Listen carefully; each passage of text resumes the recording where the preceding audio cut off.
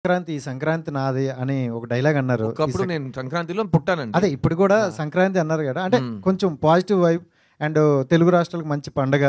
So అదే సంక్రాంతిలో వస్తే బాగుండేమో అని అనుకుంటున్నా, బట్ మీకు ఎప్పుడైనా అనిపించలేదా ఆ టైంలో వస్తే బాగుండని? సార్ మళ్ళీ చెప్తున్నా, మన కంట్రోల్ ఉన్న విషయాల గురించి మనం చాలా ట్రై చేయాలి, ఎక్కువ కేర్ తీసుకోవాలి. మన చేతుల్లో లేని విషయాల గురించి మనం హైప్ ఎక్స్పెక్టేషన్ పెట్టుకున్నామంటే, నేను సంక్రాంతి అంట, మీరు థియేటర్ లేదంటారు, నేను డిసప్పాయింట్ అవుతా. ఎందుకు? అర్థమైందా? నాకు ప్లస్ ఇంకోటి చెప్తా, ఇప్పుడు కాలర్ ఇప్పేసి చెప్తా, నేను ఆల్రెడీ ఇంకా 3 సినిమాలు కంప్లీట్ చేశా. ఒకటి జనవరిలో రిలీజ్ అవుతుంది, ఒకటి మార్చ్లో వస్తుంది, ఒకటి జూన్లో వస్తుంది. నేను ఈ డేట్ ఇది మిస్ అయితే కనుక, నీకు నెక్స్ట్ వీక్ పుష్ప కానీ వేరే సినిమా కానీ వస్తున్నా, నేను ఈ డేట్ మిస్ చేసినా ఈ డేట్ నా జనవరికి వెళ్ళిపోతుంది, నా జనవరి సినిమా నా మేకి వెళ్ళిపోతుంది. అదంతా నాకు వద్దు. అర్థమైందా? ప్లస్ చిత్తా అనే సినిమా తర్వాత ఒక యాక్టర్ ఎలాగో 20 years నుంచి అతని దగ్గర వచ్చే ప్రాజెక్ట్స్లో బెస్ట్ సెలెక్ట్ చేసుకుంటాడు.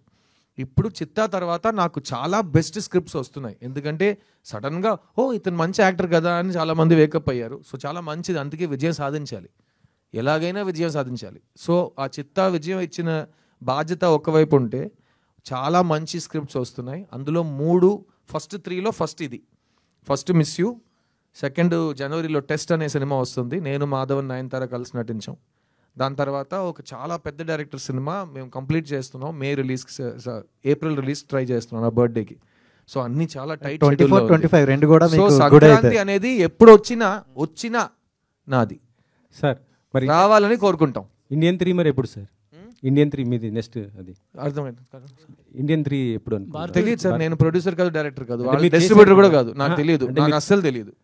అంటే మీరు ఇప్పుడు మీరే చెప్పాలి, మీరు చాలా అప్ టు డేట్ లో ఉంటారు. కాదు సార్, అంటే ఇండియన్ 2లో ఈ మధ్యలో చెప్పాను కదా, మళ్ళీ ఆ డేట్ నేను చెప్పలేదు. అది కూడా ఈ 3 ఫిల్మ్స్ మధ్యలో వస్తే నా సినిమాని దొక్కేస్తుందా? నాకు అర్థం కాదు, చాలా డ్రామాటిక్ గా ఉంది, నాకు తెలియదు. షూటింగ్ మొత్తం కంప్లీట్ అయిపోయింది సార్? తెలియదు సార్, మీరు అడగండి సార్ వాళ్ళని, నాకు సంబంధం లేని విషయాలు నేను నా పని అయిపోయింది సార్, నా పని అయిపోయింది సార్. కానీ ఆ సినిమా షూటింగ్ అయిపోయింది అంటే గుమ్మడికాయ కొట్టేశారంటే నాకు తెలియదు.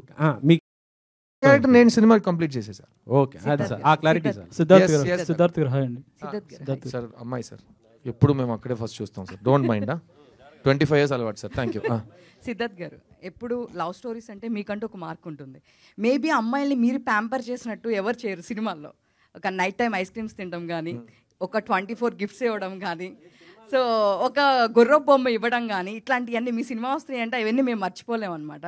సో ఈ మూవీలో మీకు నచ్చిన అమ్మాయికి ప్రపోజ్ చేశారు అని చెప్పేసి అన్నారు. సో ఇలాంటి ప్యాంపరింగ్ కానీ ఇలాంటి సీన్స్ ఏమన్నా మిస్ అవుతామా? ఈ సినిమాలో మీరు ఒక జంటలో ఏది అనిపిస్తుందో మీకు, అది మీకు ఒక ఆడదానిగా మీరు ఆలోచిస్తే, ఒక మగాడుగా అతను ఆలోచిస్తే, ఇద్దరిని సాటిస్ఫై చేసే ఒక కాన్సెప్ట్ ఇది.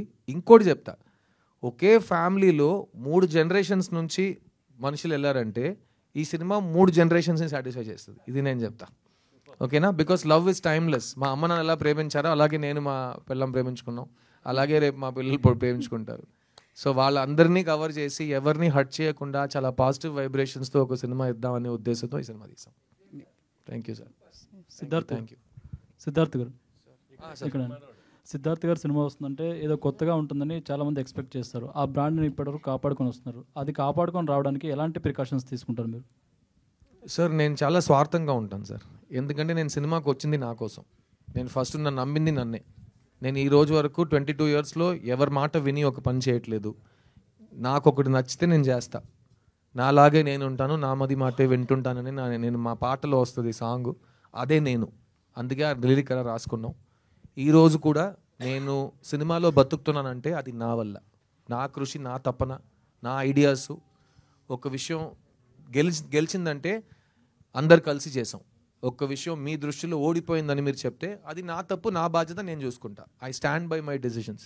సో నేను ఫస్ట్ సినిమాకి తీసుకున్న అదే కేర్ నా 40th సినిమా వరకు చేస్తున్నా. నా 40th సినిమా ఏప్రిల్లో రిలీజ్ అవుతుంది.